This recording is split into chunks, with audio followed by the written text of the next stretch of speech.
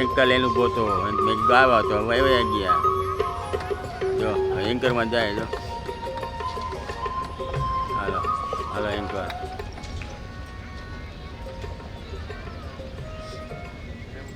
આજનો રમાનાથ સત્સંગ આનંદ ઉત્સવ માં પધારેલા દરેક માના ભક્તો માના બાળકો, આ અવસર આ પ્રસંગ નાનજીભાઈનો નથી. આ આમંત્રણ પણ માનું હતું, પ્રેરણા પણ માએ આપી હતી અને માનો જ પ્રસંગ છે અને માએ માનો જ આમંત્રણ અને માનો જ પ્રસંગ. હું નિમિત્ત માત્ર નથી, છતાં પધારેલા રાજકીય આગેવાનો, સામાજિક આગેવાનો, નાની વાવડીના દરેક બંધુઓ, બહેનો, ભાઈઓ, બહેનો અને મિત્રો, હું એક માના ચાકર ભાવે માના શરણે રહી આપ સૌનું સ્વાગત કરું છું. સમયની અને પૂજ્ય ઇન્દિરાબેન, દિલીપભાઈ, રમાનાથ, ભગવાનની મર્યાદામાં રહી હું ફક્ત બે શબ્દ કહીશ. આપણે ઇન્દિરાબેનને, પૂજ્ય ઇન્દિરાબેનને બહુ જ સાંભળવાના છે, પણ બોલવું તો એ મારું કાંઈ કામ નથી. પણ આશીર્વાદ લઈને ઊભો થયો છું અને ગોંડલ ગયો ત્યારે બેને મને કીધું કે થોડુંક બોલજો, એટલે એમની આજ્ઞા લઈ અને બોલું છું. બોલવું એ મારું કામ. કારણ કે પૂજ્ય ભાઈ વિશે, કે પૂજ્ય રમા વિશે બોલવું એટલે સાગરમાંથી ડોલ ઉલસતા હોય એવું લાગે. બધું રહી જાય, કહેવાનું બધું રહી જાય, ન કહેવાનું કહેવાય જાય. આપણી કોઈ પાત્રતા નથી, અથવા તો એવું લાગે આકાશ આપણે ફૂટપટ્ટીથી માપી રહ્યા છીએ. કેટલું બોલવું એ તો બેન શ્રી જ બોલી શકે, કે એની સીમા અસીમ અનંત અને અમૃતમની સહસ્ત્ર બદલ પાખડીનું જ્ઞાન એ તો પૂજ્ય ઇન્દિરાબેન જ કહેશે. હું તો ઇન્દિરાબેન વિશે બે શબ્દ કહું કે એમને હમણાં હું મળ્યો તો પ્રથમ વખતે મેં પૂજ્યભાઈના પ્રથમ વખતે 2008માં દર્શન કર્યા અને વલ્લભભાઈ સાથે હતા. અને ત્યારબાદ જે મારી જટિલ સમસ્યા હતી ત્યારે એક આ વેપારી, એમાંય વેપારી બુદ્ધિ, કોઈ કે માં આગળ જાઓ એટલે ચિઠ્ઠી ખિસ્સામાં નાખી જાઓ એ કામ થઈ જાય, એટલે નાનજીભાઈએ ચિઠ્ઠી એક ખિસ્સામાં નાખી, એની સમસ્યાઓ લખી અને ગયો. માના દર્શન કર્યા.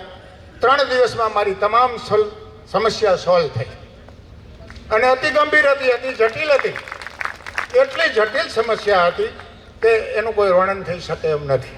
હું બહુ જ ભટક્યો હતો. ત્યાર પછી ભાઈએ જ મને ખેંચ્યો, પૂજ્ય ભાઈએ જ મારી અંતરયાત્રા કરાવી અને મને એ સમસ્યા પછી મેં માને પ્રાર્થના કરી, મારે એકાંત જોઈ છે, મારે શાંતિ જોઈ છે, માં હું થાકી ગયો છું. એટલે મને ફ્લોરામાં એકાંત જગ્યા માએ આપી દીધી એની કૃપાથી. જે કાંઈ થયું છે એની કૃપાથી. પછી રમાનાથ મહાદેવની અમે પ્રાણ પ્રતિષ્ઠા મહાશિવરાત્રિ તારીખ 2-3-19 મહાવદી ફ્લોરા રિવેસાઇડ બ્લોક નંબર 30માં કરી. મહાદેવનું મંદિર કર્યું અને અનેક મિત્રો અહીંયા લઘુસ્તવ સત્સંગ કરતા રહ્યા. અને બેનને મારે ગુરુ પૂર્ણિમા પહેલાં 2 દિવસ, ગુરુ પૂર્ણિમાના દિવસે મળવાનું થયું. મેં બેનને પ્રાર્થના કરી કે મહાદેવની જગ્યા છે, રમાનાથ મહાદેવની આપ પધારો, સત્સંગનો એક નાનો એવો કાર્યક્રમ આપો. તો બેને પ્રેમથી અનુમતિ આપી, રજા આપી અને અચાનક બધા રમાનાથના ભક્તોએ એની તૈયારી કરી અને આ સત્સંગ ફ્લોરા રિવર્સ સાઈડમાં પહેલો થયો. ત્યારે પૂજ્ય ઇન્દિરાબેનનું પ્રવચન અને અહીંયા શિવ અભિષેક કર્યો બેને અને એ પ્રવચનમાં બધાને બહુ જ આનંદ આવ્યો. અને એ સત્સંગ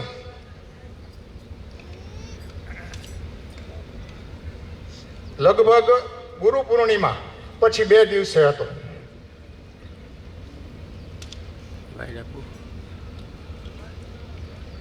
રમાનાથ મહાદેવની જગ્યાએ શિવ અભિષેક સહસ્ત્ર નામથી થાય છે. હવન કરીએ તો પણ સહસ્ત્ર નામથી આહુતિ આપવામાં આવે છે. ઘણા મિત્રો આવે છે, આપ સૌ આવજો. અને ખાખરાળા સત્સંગ મંડળ મોરબી સત્સંગ મંડળ બહુ તો જૂનું છે. હું ત્યાં પહેલાં સત્સંગમાં જતો ધીરુભાઈને ત્યાં, અને બેન ભગવાન રમાનાથના દર્શને વારવાર જતો. 2008થી જ્યાં સુધી ભાઈ હતા ત્યાં સુધી દેહમાં, અને જ્યારે દેહ શરીરમાંથી મુક્ત થઈ ભાઈ આનંદ શરીરમાં આવ્યા. ભાઈ તો છે જ, કારણ કે એ મારા માટે થોડું અઘરું પડશે, પણ ઇન્દિરાબેનના મને ખૂબ ભાવ મળ્યો, આશીર્વાદ મળ્યા, અને સત્સંગની રજા આપી અને બેને પહેલો સત્સંગ ફ્લોરામાં કર્યો.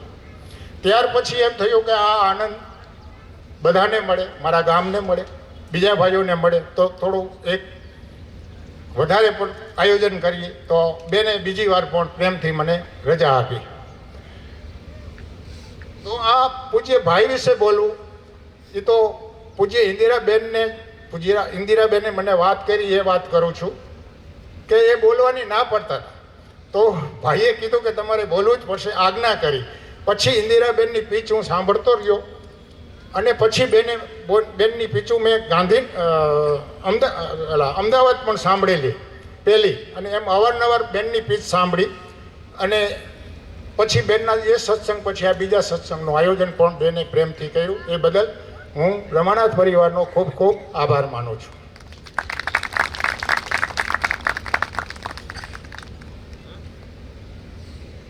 અને એક સત્સંગ કેન્દ્ર રમાનાથ મહાદેવ દર શુક્રવારે સત્સંગ થાય છે. બીજા ગામમાં ધીરુભાઈને ત્યાં પણ 3 સત્સંગ થાય છે. એટલે બધા ભાઈઓએ જે રીતે અનુકૂળ હોય એ રીતે સત્સંગમાં જવું. અને મારા અનુભૂતિ ભીતર છે. પૂજ્ય રમાનાથ પૂજ્ય ભાઈએ મારી અંતરયાત્રા સરળ કરી.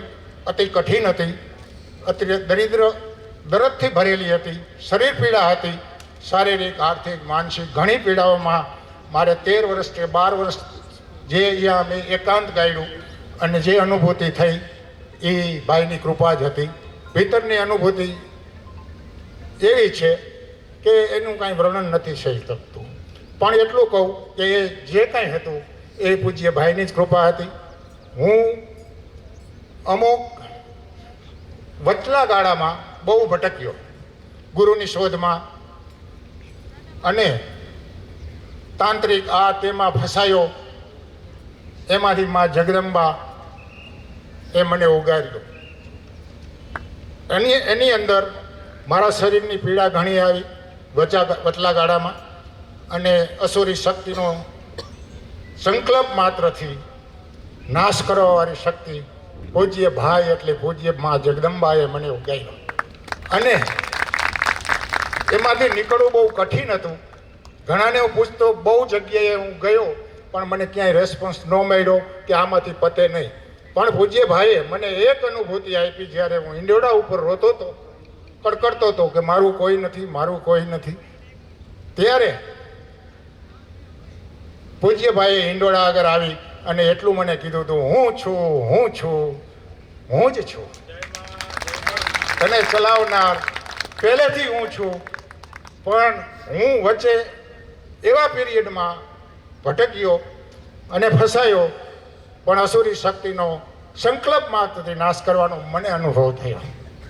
કે મેં વાંચેલું ભાઈના સૂત્રમાં, પ્રેરણામાં, અને એ અનુભવ મને થયો. બોલવાનું બહુ મારો વિષય નથી, એટલે અને કોઈ મને શબ્દ જ્ઞાન નથી. આ તો પૂજ્ય બેનના આશીર્વાદથી આટલું બોલાણું.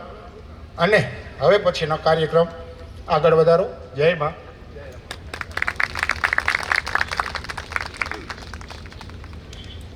આભાર દાદા. તમે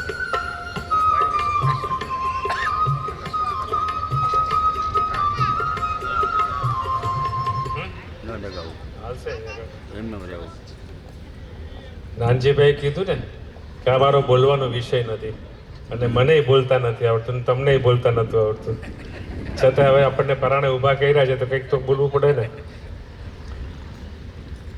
ભાઈ સાથે રહેવાનો ઘણા વર્ષો રહ્યો છું. ખૂબ આનંદ આવે છે. આવો લાભ કોકને જ્વલ્લે જ મળે એવો લાભ મળ્યો છે. હું મુંબઈ હતો ત્યારે એક વખત ભાઈનો ફોન આવ્યો હતો કે તમે ગોંડલ આવી જાઓ. અને મેં કીધું કે ગોંડલ પાછું કેમ રહેવાશે મુંબઈ છોડીને? ઇન્દિરા મને કે ભાઈ કહે છે તો આપણે તો જવું જોઈએ, હવે કેમ કરશું? એવું કાંઈ નહીં, વાંધો નહીં, હું પૂછી લઉં, મને ટ્રાન્સફર મળે તો હું ટ્રાન્સફર ત્યાં લઈ લઉં રાજકોટમાં, કે જેથી કરીને ત્યાં અપડાઉન બી કરી શકું ને ભાઈ સાથે રહેવાય પણ ખરું. એટલે મેં બદલીની અરજી આપી મારા મેનેજરને ત્યાં મુંબઈમાં. મારા મેનેજર કહે કે તમે શું કરો છો, તમે વિચાર કરો, તમે બોમ્બેમાં રહેશો તો તમારી પ્રગતિ કેટલી બધી થશે ને તમે કેટલા ઊંચા હોદ્દા પર પહોંચી જશો. તમે આ પાછા સૌરાષ્ટ્રમાં ગુજરાતમાં જશો તો તમારું આવું ભવિષ્ય કાંઈ નથી. મેં કીધું ના, મારે તો જવું પડે એમ છે. તો કે વિચાર કરી લો, અઠવાડિયા પછી તમે મને કહેજો, હું તમારું બદલી કરી દઈશ. કારણ કે એ બહુ ઇન્ફ્લુએન્શિયલ માણસ હતા, બહુ એની પહોંચ હતી કે જેથી, કારણ કે નેશનલાઇઝ સરકારી બેંકોમાં તો તમારે પહોંચ ન હોય તો તમારું કંઈ કામ થાય જ નહીં. એટલે આ પહોંચેલો હતો એટલે મને કીધું કે તું ન જા. મેં કીધું ના, મારે તો જવું પડશે, છતાં હું વિચાર કે હું કરી લ્યો તેમ કે અઠવાડિયે પછી જ મને કહેજો. એટલે મેં ઘરે આવીને કીધું કે ભાઈ અઠવાડિયા પછી કીધું છે કે તમે, તે કે ના આપણે તો જવું જ પડશે એમ કે. ભાઈએ કીધું છે એટલે જવું પડે. તમને ખબર છે ને કે ભાઈ એક વખત કહીએ એટલે આપણે ન જઈએ તો પરિણામ શું આવે છે? રાજેનભાઈનું જોયું છે ને મને કે એવું થાય પછી. એટલે મને થાય કે આ તો ખોટું થશે. એટલે પછી મેં અઠવાડિયા પછી મેં પાછું કીધું કે ના, મારે જવું જ પડશે. તો કે ભલે, તો હું તારું કરાવી દઉં છું. એટલે એને મારી બદલી કરાવી હતી રાજકોટ. એટલે રાજકોટ આવી ગયો, રહેવાનું ગોંડલ રાખ્યું. ગોંડલથી રાજકોટ અપડાઉન કરતો હતો. સવારે સાથે ભાઈને યારે ભાઈના ચા પાણી બનાવવાના, ભાઈને ત્યાં બેસવાનું, એની પથારી સાફ કરવાની, એટલો સેવાનો લાભ મળ્યો. પછી ત્યાંથી નાહી ધોઈને પછી ટિફિન લઈને બેંકે, સાંજે પાછો આવી ભાઈ પાસે બેસવાનું. આ રીતે મને ભાઈ સાથે રહેવાનો બહુ સારો લાભ મળ્યો. લાભ નહીં, એણે કૃપા કરી છે. કારણ કે આપણે લાભ કહીએ, આપણે લાભ ને શુભ ને એમાં બધા માનીએ, પણ ડિવિનિટી તો કાયમ એનાથી પર છે. એ તો ખાલી કૃપા જ કરે છે, ફક્ત આશીર્વાદ વરસાવે છે, જીવનું કલ્યાણ કરે છે, જીવનું ઉત્થાન કરે છે. અને ભાઈએ પોતાની પાસે આવેલા દરેક ભક્તોનું કલ્યાણ કર્યું જ છે અને કલ્યાણ એનું થાય જ છે. આજે પણ શ્રુતિમાં બેઠા છે, લાઈવ છે, જીવંત છે, જાય છે ને આશીર્વાદ આપે જ છે. અને દરેક વ્યક્તિને એના પોતાના જીવનના જે જટિલ પ્રશ્નો હોય કે ક્યાંક અટકેલા હોય, એ અડચણ ભાઈ દૂર કરે જ છે. એટલે હું તો દરેકને કહું છું, આવો ગોંડલ, આવો શ્રુતિમાં, આવો ભાઈને બેસીને પગે લાગો અને જુઓ તમારો જીવનું શું કલ્યાણ થાય છે. જય માં, જય રામાનાથ.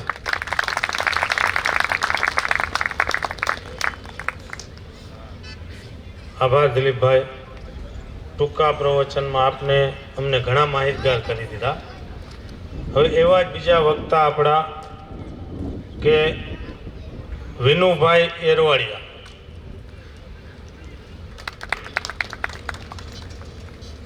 જયમાં જય રમાનાથ. મારું ગામ હળવદ, તાલુકો ટીકર રણ. અમે 94માં ત્યાં સુધી રહ્યા. પછી ત્યાં બહુ મોટો બિઝનેસ હતો રૂકાલાનો. પછી ત્યાં બહુ ખોટ આવી અમને ટીકરમાં, એટલે અમે ગયા નવસારી 94માં. પછી 94માં ગયા એટલે 4 વર્ષ ત્યાં હું હીરામાં જોઈન્ટ થયો. એ આપણે અમુભાઈ ઘાટીલાવાળાના કારખાને. જ્યારે મારે નવસારી જવાનું હતું ને, ત્યારે મને આપણે હીરાભાઈ ધાંગધ્રાવાળા, એમને મને 15,000 રૂપિયા આપેલા જવા માટે. પછી ત્યાં જઈને મને બહુ મોટી ખોટ આવી નવસારીમાં પણ.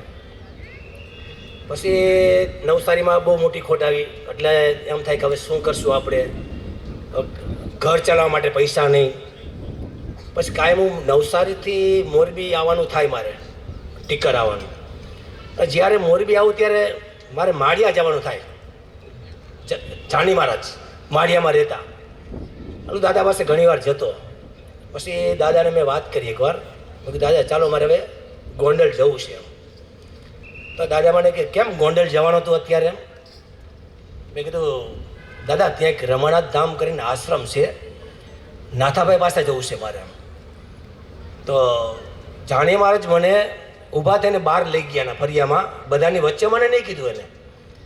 મને કે દીકરા તને ખબર છે નાથાભાઈ કોણ છે કેમ? મેં કીધું ના મને ખ્યાલ નથી, મને કયો ને એમ. તો જાની મહારાજ કે વિશ્વની મોટામાં મોટી માં, આથી મોટું કોઈ નહીં મળે. તને અત્યારે ખ્યાલ નહીં આવે, તું જ્યારે મોટો થઈશ ને ત્યારે તને ખબર પડશે કે હું નાથાભાઈ પાસે દર્શન કરવા જતો. પછી ત્યાં મને એમ થયું ચાલો ભાઈ પાસે જઈશ ક્યારેક. પછી મને નવસારીમાં મધુભાઈ પટેલ મળ્યા. એ દાદાને મેં કીધું દાદા ચાલો અમારી ફેક્ટરી પર જોવા માટે તમે. એટલે મધુભાઈ આવ્યા. મધુભાઈ કે મને દીકરા તું આમાં કમાતો નથી કાંઈ. દાદા સાચે નથી કમાતો મેં. હવે તો કારખાનું મેં બંધ કરી દેવાનો. હવે તો મને કોઈ 6-7 હજાર રૂપિયા પગાર આપે એટલે મારું ઘર ચાલે. આવી હસતા. તો મધુ દાદા મને કે દીકરા તું એકવાર ગોંડલ આવ, જો તારા નસીબમાં હશે ને તો બેડો પાર થઈ જશે તારો. એટલે પછી મેં તો કાંઈ પૂછ્યું જ નહીં એમને કે ગોંડલમાં શું હોય આ તેમ. પછી મને વિચાર આવ્યો કે ચાલો આપણે ગોંડલ જઈએ. હું મારા મિસિસ ને 2 છોકરા અમે ગયા ચારે. મધુભાઈ સાથે આવ્યા. એટલે છોકરા બી હારે હતા. એક નાનો છોકરો બહુ તોફાની હતો હારે, એટલે અમે એને છૂટ્યા મૂક્યા નીચે. એટલે તો ભાઈના પલંગ ઉપર ચડી ગયો. મોટો છોકરો ભાઈના તકિયા પાસે. એટલે મધુભાઈ પૂછે ભાઈને કે ભાઈ અમને આશીર્વાદ આપો એમ. તો ભાઈ કે જેમ આવશે હું તમને આશીર્વાદ આપતો જઈશ એમ. પછી છોકરાને અમે લેવા ગયા. તો ભાઈ કે ભલે અમે રમવા દો કેમ. એટલે પછી અમે દર્શન કરીને બહાર અમે નીકળી ગયા. પછી મધુ દાદાએ કે તમને અત્યારે ખ્યાલ નહીં આવે તમે ક્યાં આવ્યા છો એમ. તમને ભાઈના દર્શન થયા. ભાઈ પોતે ખુદ જગદંબા, વિશ્વની મોટામાં મોટી માં, આથી મોટું કોઈ નથી. 500 વર્ષ પહેલાંનું 500 વર્ષ પછીનું પણ એ કહી દે એ માં. પછી તો ધીરે ધીરે મેં તો અહીંયા સંકલ્પ કરી દીધો. મેં તો માને કીધું તમે તારો તો ભલે અને મારો તો ભલે, તમારા હાથમાં છે બધું, જે કરો તે. આવો સંકલ્પ કર્યો. પછી તો ધીરે ધીરે હું ગમે ત્યારે ગોંડલ જાઉં તો ભાઈ પાસે દર્શન કરવા ગયો હોય તો મારો કંઈક સંકલ્પ હોય તો રૂમમાં ગયા પહેલાં તો મારો પ્રશ્ન જવાબ ભાઈ આપી દેતા મને કે આ તમારો પ્રશ્ન, આ જવાબ છે તમારો. હું વિચારમાં પડતો ભાઈ કઈ રીતે મને આપી દે. મેં 2-3 વાર ગયો પાછો હું ગમે ત્યાં ગયો હોય તો પાછા ભાઈ ડિટેલ આપી દે. તમે આ ગયા હતા, એ બાજુમાં આ હતું. પાછો જાઉં તો પાછો ભાઈ એમ કે આ તમારો જવાબ છે. એવા તો અદ્ભુત પ્રસંગો બન્યા ભાઈ પાસે. પછી ભાઈના પણ પ્રસંગો બહુ બન્યા. પછી ભાઈ પાસે હું દર 15 દિવસે દર્શન કરવા જતો. હજી પણ ભાઈ પાસે દર 15 દિવસે નવસારીથી ગોંડલ હું આવું છું અત્યારે. પણ માએ ખૂબ આપ્યું, જે હતું એના કરતાં ઘણું બધું આપી દીધું માએ એમ, અતિ આપ્યું એમ. તે પછી ઇન્દિરાબેનને પણ પ્રસંગો બહુ બન્યા છે મને ઘણા બધા એમ. અત્યારે તો પણ ટાઈમ નથી એટલે પ્રસંગ નહીં કહી શકું. ઇન્દિરાબેનના, ભાવિનભાઈના, હર્ષાબેનના ઘણા બધાને એમ. જય માં, જય રમણાથ.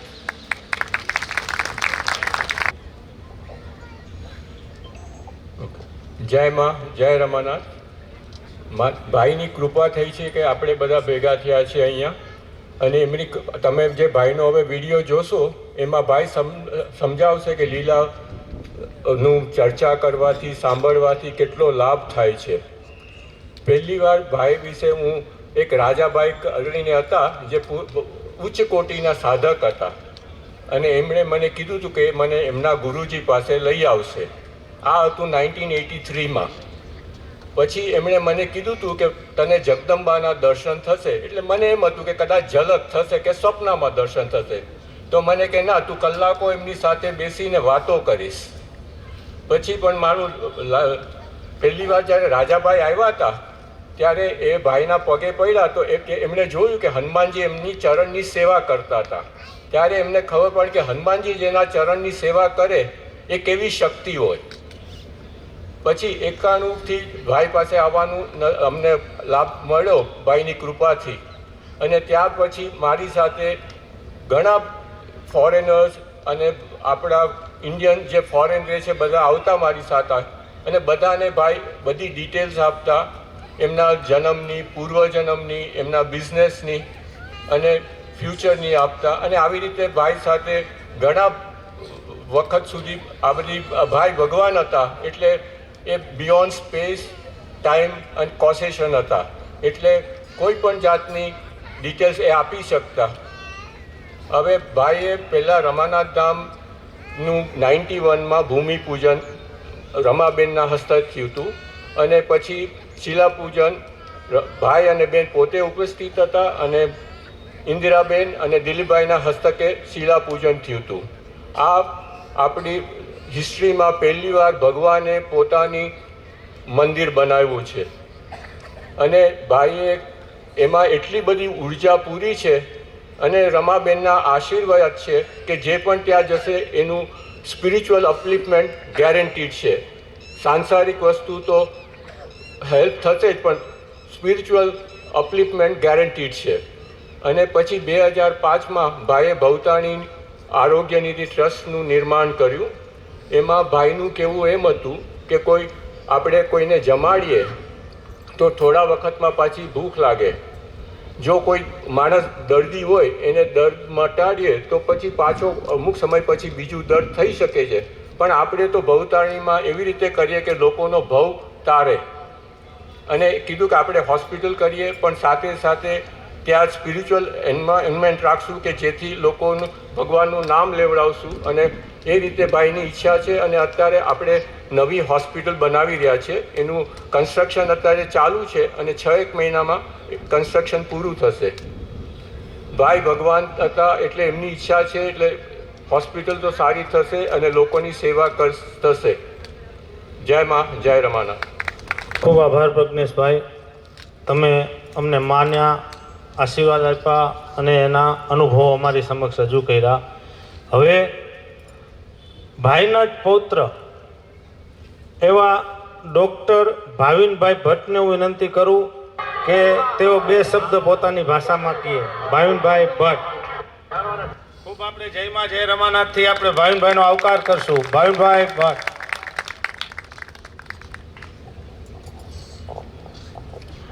મને અહીંયા બોલાવ્યો છે અને વાત કરવાનું કહ્યું હતું. મેં તો કોઈ વિચાર્યું નહોતું કે શું વાત કરું, પણ આ એક એવું આમંત્રણ છે મા જગદંબા તરફથી, સંયોગો ગોઠવાયા એ પ્રમાણે આપણે કહ્યું કે આપણે ક્યાં રહીએ છીએ.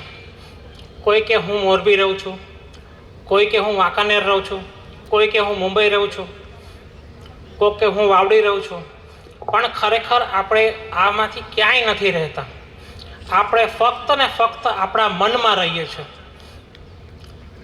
તમે વિચારશો તો આપણે આપણા મનમાં રહીએ છીએ. જે સંજોગો આજે જે મન અને જે વાતાવરણ છે તમારી ચેતનાની આજુબાજુ, જે તમારું છે એના કરતાં તમારા મિસિસ હોય તો એનું સંપૂર્ણ અલગ છે. તમારા સંતાન હોય તો એનું પણ આખું, ભલે એક જ ઘરમાં રહેતા હો, પણ એનો એક માણસ છે એ આખું અલગ છે. એટલે એક મારે એ કહેવું હતું કે આપણે આપણા મનમાં રહીએ છીએ. આપણી brain is the seat of mind, અને આ મન છે આ આપણી સાથે ભવોભવ ચાલે છે. એક જન્મથી બીજા જન્મ સુધી, પછી આગળના જન્મ સુધી, પછી આ જે મનના સંસ્કાર છે એના ઉપર જ આપણે આગળ વધીએ છીએ. તો આ એક માનું આમંત્રણ છે એક રીતે કે આપણું ચિત્ત, આપણું મન, આપણું ચિત્ત એવું શુદ્ધ થાય કે આપણે, અને એવું સશક્ત થાય કે કોઈ પણ બહારની વસ્તુ આપણને અસર કરી શકે નહીં. પૂર્ણ આધ્યાત્મ એ છે કે તમે દરેક વસ્તુમાં સ્થિતપ્રજ્ઞ રહી શકો. તમે સ્થિતપ્રજ્ઞ રહી શકો, અને ભગવાન જાણે છે આપણા ઘણા બધા લિમિટેશન્સ છે. આપણને ઘણી બધી વસ્તુની જરૂરિયાત છે. આપણે કોઈ સંત નથી, કોઈ મુનિ નથી, અને આપણે બધા જ અલગ અલગ લેવલના સાધક છીએ. કોઈ પેલું પગથિયું ચડે છે, કોઈ 10મું પગથિયું ચડે છે, પણ આપણે ધીરે ધીરે અંતે તો આજે જે કૂતરા બિલાડા પણ હશે એનું પણ ભગવાન ઉર્ધ્વીકરણ કરી 1 જન્મ પછી, 4 જન્મ પછી, 20 જન્મ પછી, એ હું કાંઈ જાણતો નથી, પણ આ દરેકે દરેક જીવનું પણ ઉર્ધ્વીકરણ થઈ અને આત્માને પરમાત્મા સુધી પહોંચવાનું થશે. એટલે આ એક અલભ્ય અવસર એવો છે કે જેમાં આપણા શરીરનું નહીં, આપણા મન અને આપણી ચેતનાની સેવા થાય છે. આપણા મનને આપણી ચેતનાનું ટ્રાન્સફોર્મેશન થાય કે આપણે બ્લિસમાં રહી શકીએ. દરેક કોઈ પણ સંજોગોમાં આપણે બ્લિસમાં રહી શકીએ. બ્લિસમાં અંદરથી આવતો આનંદ, જે અંદરથી આવતો આનંદ હોય એમાં આપણે રહી શકીએ. એવું ભગવાન આપણને, જ્યારે જેમ કે મીરાબાઈનું હતું, પોતાના આનંદમાં જ રહેતા. ચૈતન્ય મહાપ્રભુ પોતે ભગવાન નો અવતાર હોવા છતાંય જે કૃષ્ણ પ્રેમ કર્યો અને એમાં જ રહેતા. પછી આગળ પાછળ કંઈ ખબર ન હોય કે કોણ અત્યારે બંગાળમાં કોણ છે, કોણ રાજા છે, કોણ બાદશાહ છે કે શું છે, કેટલા માણસો છે કે કોઈ શું વિચારે છે. એ એક સ્થિતિ તમારી જે બ્લિસની સ્થિતિ આવે એ એક આધ્યાત્મનો એક મોટો પડાવ છે. બસ મારે આટલું જ કહેવું હતું. જય માં. જય માં, જય રમાનાથ. મને સિરિયસલી બોલતા નથી આવડતું અને મેં કંઈ વિચાર્યું પણ નહોતું કે હું કંઈ બોલીશ. આ તો સ્પેશિયલી ભાઈએ અને બાએ પ્રોગ્રામ બનાવ્યો છે મોરબીમાં, એટલે રમાનાથ ભગવાને. અને એક દિવસ નાનજીભાઈ આવી ગયા હતા અને અમારે એમ જ વાત ચાલતી હતી, તો નાનજીભાઈએ જ કીધું કે આપણે સત્સંગ ગોઠવવો છે. તો હું અને પ્રજ્ઞેશભાઈ તો we just took hold of him, હા કરીએ આપણે. અને ત્યારે માએ જ પ્રેરણા કરી કે આપણે કંઈક સારો મોટો એવો પ્રસંગ કરીએ એટલે બધાને જ આ લાભ મળે. ભાઈ અને બા એટલે ભાઈ અને પૂજ્ય રમાબેન, પૂજ્ય ભાઈ અને પૂજ્ય રમાબેન એટલે જગદંબાના સાક્ષાત સ્વરૂપ, હ્યુમન ફોર્મ. મા જગદંબા પોતે હ્યુમન ફોર્મમાં. આપણે કોઈ દિવસ જોયા નથી કે માતાજી કેવા લાગે, કૃષ્ણ કેવા લાગે, રામ કેવા લાગે, પણ આપણે બા અને ભાઈને જોયા છે ને એટલે આપણને ખબર છે જગદંબા કેવા લાગે. કૃષ્ણ પણ ભાઈ જ જેવા લાગે અને રામ પણ ભાઈ જ જેવા લાગે, સીતા રમામાં જેવા લાગે અને રૂકમણી પણ રમામાં જેવા જ લાગે છે. હા, ફેસનું સ્ટ્રક્ચર થોડો ઘણો ચેન્જ થાય પણ એ લોકો તો એ જ છે. એટલે સાક્ષાત જગદંબા રમાનાથ જેવા જ લાગે છે, પૂજ્ય ભાઈ અને પૂજ્ય બેન. અને એમનું પિંડ એટલે મારા મમ્મી ઇન્દિરાબેન જોશી ભટ્ટ. એટલે ભાઈ પણ કહે છે કે બેબી તારામાં હું અને તારી બા બંને છે. એટલે જેણે ભાઈ અને બાને જોયા નથી ને એ મમ્મીને જોઈ લે એટલે ભાઈ અને બાને જોઈ લીધા કહેવાય. એટલે અમે તો એમ જ કહીએ કે વી આર બ્લેસ્ડ. અમે તો બહુ જ અમે ફોર્ચ્યુનેટ છીએ કે અમે આ ફેમિલીમાં આવ્યા છે, લાવ્યા ગયા છે અમને. અમે કંઈક એવું સારું કર્યું હશે કે અમને આ ફેમિલીમાં આવ્યા છે એટલે અમારું ઉર્ધ્વીકરણ તો ચાલે જ છે, પણ આ સત્સંગ દ્વારા બધાનું જ ઉર્ધ્વીકરણ થાય. કેટલા બધા લોકોને ખબર પડે કે માં જગદંબા આટલી મોટી શક્તિ આવીને પૃથ્વી પર ગઈ, એ બધાને ખબર હોવી જોઈએ. અને અમને જે લાભ મળ્યો છે, અમને જે અમારું જે ઉર્ધ્વીકરણ થયું છે એ તમારા બધાનું જ થાય. બીજું કોઈ આમાં મોટો નથી, એક જ છે કે તમારા લોકોનું પણ અમને જે મળ્યું છે એ બધાને જ મળે.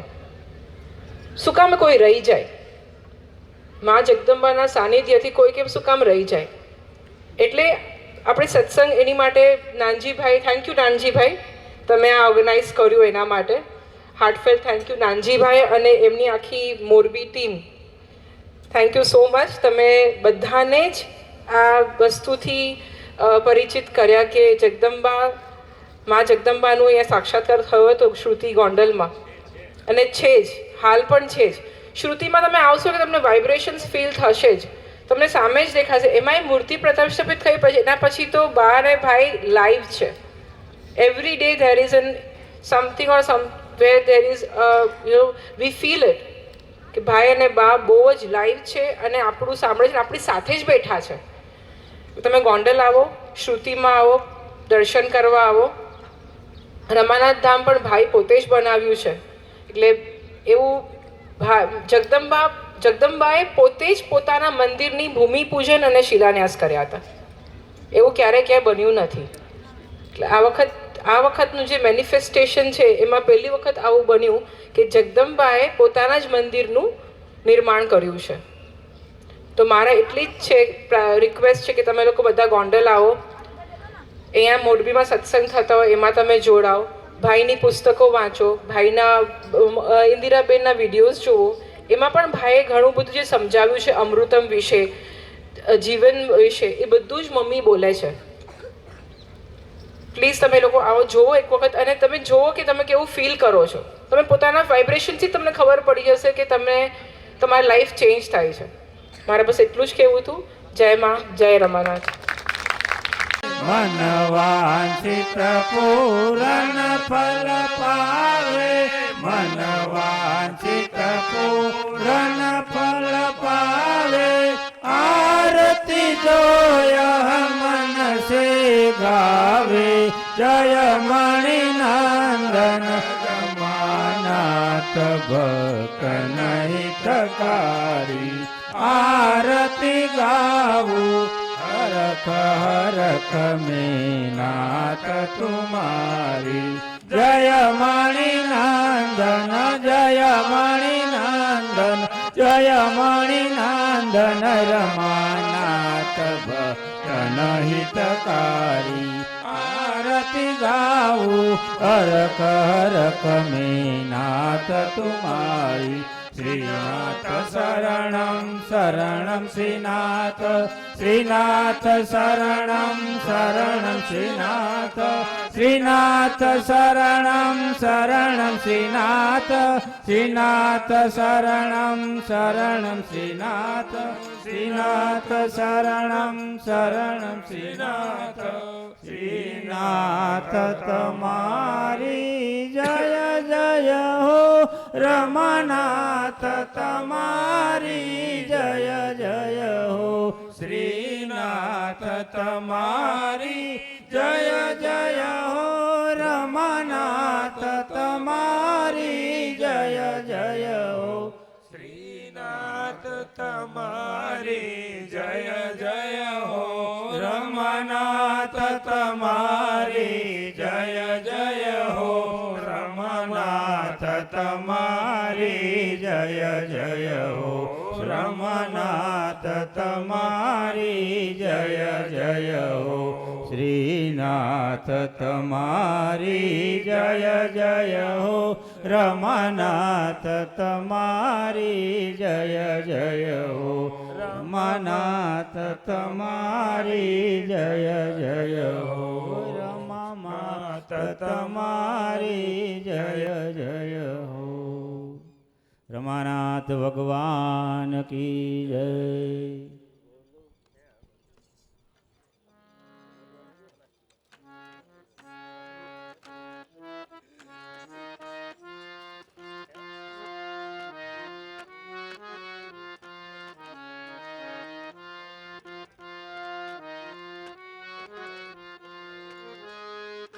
પુનઃ બધાનું સ્વાગત કરું છું. અસ્તુ. જય માં, જય રમાનાથ. જંતીભાઈ પડસુમિયા. અને આપણે આ બાજુથી આરતી લઈ અને બેનના પ્રણામ કરતા જશું. જય માં, જય રમાનાથ.